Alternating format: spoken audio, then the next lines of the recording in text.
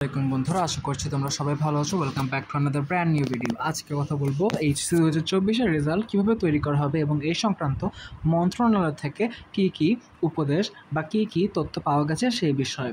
তোমরা অনেকে জানো এইচএসসি 2024 পরীক্ষা অর্ধেক হয়ে অলরেডি বাতিল ঘোষণা করা হয়েছে, অর্থাৎ তোমাদের আর কোনো পরীক্ষা হচ্ছে না। কিন্তু একটা সমস্যা তৈরি হয়েছে, এটা হচ্ছে রেজাল্টটা কীভাবে তৈরি করা হবে সেই বিষয় নিয়ে।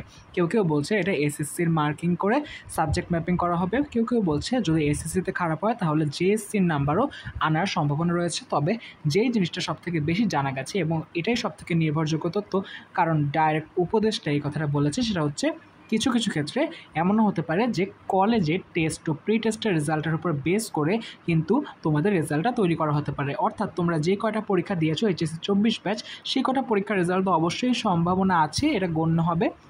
তার সাথে কিন্তু টেস্টে তোমরা বাকি এক্সামগুলো যে দিয়েছো সেই সাবজেক্টের রেজাল্ট কিন্তু এখানে আনা হবে এবং সব কিছুর একটা গড় করা হবে। অর্থাৎ তোমরা ভেবো না শুধু এসএসসি রেজাল্ট বা জেএসসি রেজাল্ট বা তোমার টেস্টের রেজাল্ট আলাদাভাবে শুধু তোমার গণ্য হবে এবং সেটাই বসানো হবে।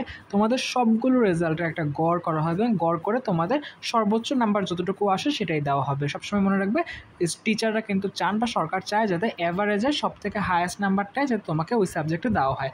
তো আর তোমার যদি কোনো একটা সাবজেক্টে কোনো একটা পরীক্ষায় বেশি নাম্বার থাকে তাহলে সেই নাম্বারটাই তোমাকে গড়ে দেওয়া হবে, কম দেওয়া হবে না।